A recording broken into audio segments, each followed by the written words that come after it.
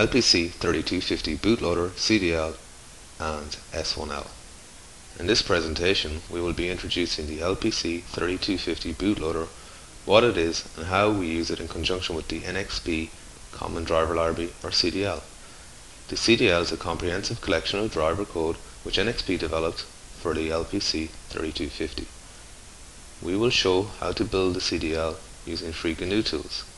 Then we will describe the Kickstart and Stage 1 loader code. These are codes that reside on the LPC3250 Phytec board NAND flash, which, among other things, allow for user code booting and execution. Let's get started. The 3250 has an internal ROM which contains a program called the Bootloader. After resetting the 3250 device, code execution will always begin from the internal ROM. One of the first things the bootloader code will do is remap internal RAM to address 0. The bootloader program runs a boot procedure to load user code from one of 4 external sources to IRAM. The 4 different sources are a serial device connected to UART5 or the USB on-the-go transceiver, an external SPI device, for example an EEPROM, a device connected to the external memory controller via chip select 0, for example a NOR flash, and the fourth is a NAND flash. Once the user code is loaded to IRAM, execution will start at address 0x0. The bootloader requires the boot device to present data in a specific format. So using the UART as an example, the LPC3250 will send its boot ID, which is 5, to which the externally connected UART device should respond with an A. Then the bootloader will send the boot ID again, to which the UART should respond with the character U, then a 3. Next the bootloader responds with the character OR as shown. Next the UART device should send the 4-byte code start address, 4-byte code size, and then the actual code payload. Once the transmission is complete, the bootloader will jump to the start address and start code execution. There are similar mechanisms for SPI, NAND, and EMC boot. The following diagram shows the flow of the bootloader sequence. For the LPC3250, there are 2 boot types defined. These are called normal boot and service boot. Service boot is generally used for field updates. Once a service boot is completed and the SPI flash, NAND flash or EMC device is updated, the service N pen will be brought low and the device would then boot via normal boot mechanism. The boot code actually systematically tests each device for valid code. First the SPI, then the EMC, and finally the NAND. When the boot code finds a valid code, it will boot from that particular device. If no valid code is found, the watchdog timer is set up to generate a 5-second reset and the cycle repeats. It is worth noting where in the flowchart a particular boot device is located. So for example, if it is desired to boot from the NAND and there happens to be valid code in the NOR flash, the NAND boot will never occur. In this case, the NOR flash would have to be erased so that the bootloader can get to the NAND. NXP developed a full set of drivers supporting all major peripherals and features of each MCU, which we publicly release on our website. The CDL has a consistent driver structure and usage across all NXP ARM controllers. The Common Driver Library, or CDL, is a high quality code. It is consistent and follows a coding and structure standard. It is fully tested and reviewed prior to release. Included in the CDL is an example usage for each peripheral driver. At this time, the CDL supports the following compilers: Keil Microvision, IAR eWorm, GNU from CodeSourcery, or VDS, and others can be easily added. With the CDL, building an application can be achieved via an IDE interface or the command line interface. So, for example, if you are a Keil Microvision fan, you can open and build an example Microvision project. Later we will use the CodeSourcery GNU toolchain for building our CDL code and example driver. More information on the CDL can be found at the link shown. The CDL consists of a complete software framework to support a specific chip or board. In this case, we are talking about the LPC3250, but the same principle can be applied to any device. The CDL framework is designed in such a way that the peripheral driver can be shared across multiple board support packages or BSPs. So, in other words, the peripheral driver is actually portable across BSPs. The framework does not contain a BSP section for board-specific code and routines. The framework does contain a BSP section for board-specific code and routines. This may include initialization code for DDR or SDR/SDRAMs, for example. The CDL framework also contains a set of chip-specific common drivers for such functionality as interrupts, DMA, cache, and so on. These common drivers are used by the peripheral drivers where and when required. An application code will pull all these framework components to create the user code. In some of the example directories, there are Keil and IDEI example projects that run from internal RAM. So, for example, scroll down through the common driver library to the directory shown. This is a Keil LCD touchscreen controller example project. Prior to building any projects using the CDL, the following file will need to be configured for the particular boards the customer may have. In the illustrated case, we have a version 2 carrier board, a version 1 module board, and a version 1 LCD board. This board configuration step is also necessary when using the command line to build images. Assuming the latest Keil tools are installed, in our case we use Microvision version 3.2, and a U-Link is connected to the Phytec board, the Keil_LCD touchscreen controller Microvision project can be opened, compiled, and launched in the debugger. Note that the Keil tools call a script that remaps internal SRAM to 0x0 before the image is downloaded. For IAR EWARM example IDE project, please see the timer directory. Now we will show an example of building an application using CDL drivers and the GNU toolchain from CodeSourcery. The GNU toolchain was chosen for this demo as it simplifies the setup. The user does not have to require a JTAG unit or a licensed IDE. We will show the steps to set up the build environment and build a simple timer example that will simply blink a LED on the Phytec board. When downloading the CDL zip file from the following website, it is recommended to extract to the C directory. From there, it will be easy to find your way around the CDL framework. Detailed documentation and instructions on how to use a CDL can be found at this location. The CodeSourcery-like GNU tools are supported in the LPC software packages in a make environment using the command line.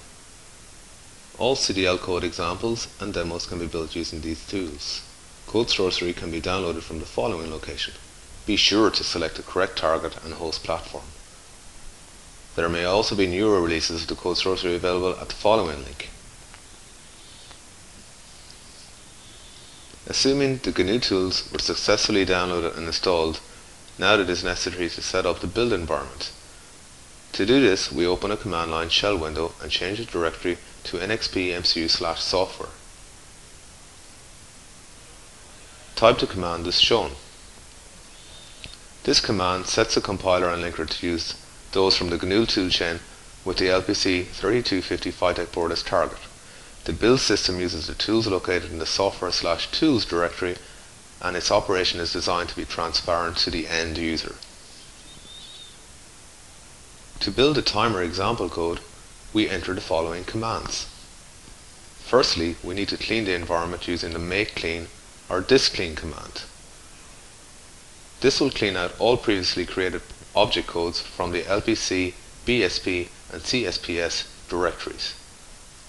Then we run a make to rebuild all the required BSP and chip-specific file libraries. This will take a short time to complete. Next, change directory to the timer example location and rerun make. The screenshot shows the timer example directory after the build is completed. It should contain an L file, a map file, an object file, and an S-record executable. We use functionality built into the Stage 1 loader to help us load the created S-record timer example code to the Phytec board. The next section will describe the Stage 1 loader and some of its uses, and at the end of the presentation we will demonstrate the steps necessary to get the timer code running on the target board.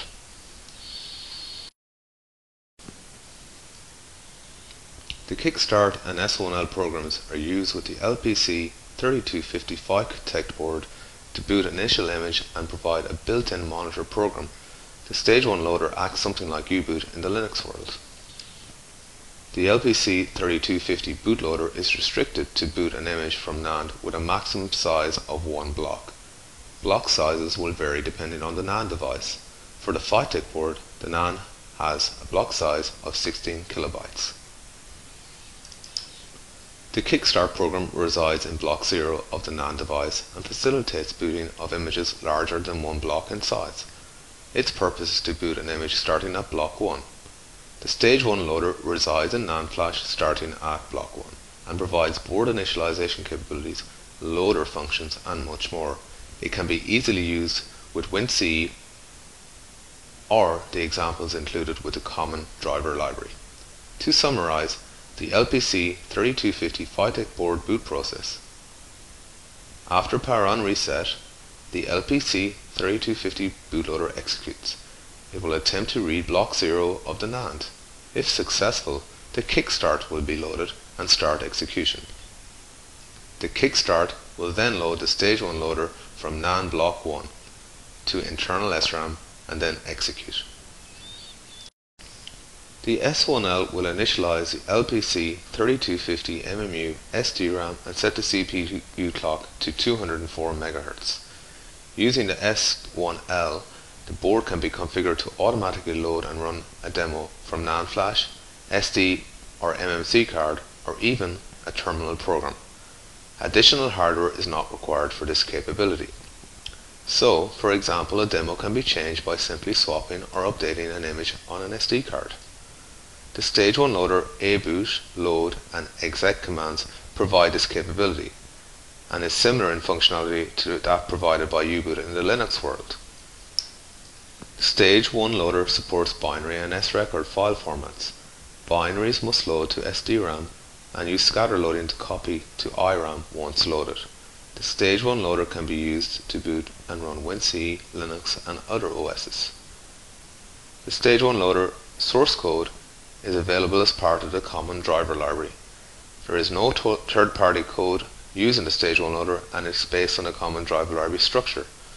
Stage 1 loader documentation is available within the BSP.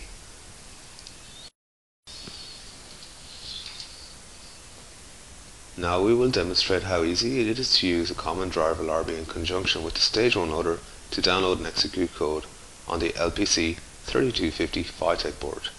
To do this, the following items will be required for the demo: laptop or PC with Term installed, the Phytec board with the LCD module attached, UART cable, power supply, and an SD card.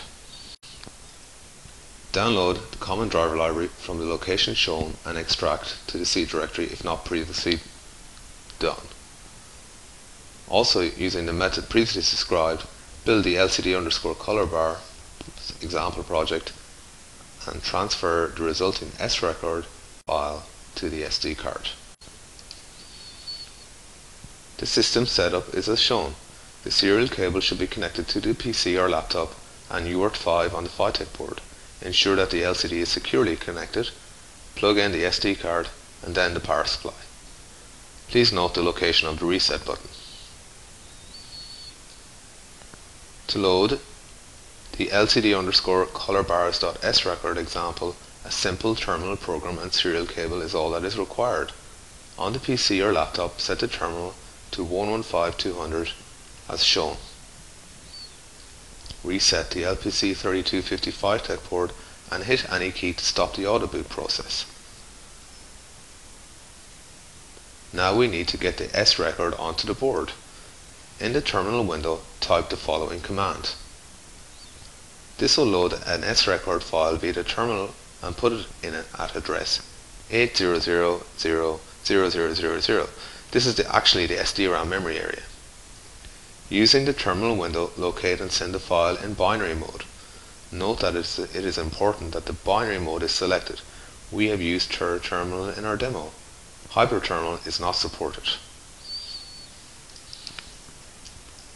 Now the code is in memory and we can start execution by typing the exec or exec command. The Phytec LCD should now display red, green and blue color bars. As previously mentioned, the Stage 1 loader also facilitates booting from the SD cards.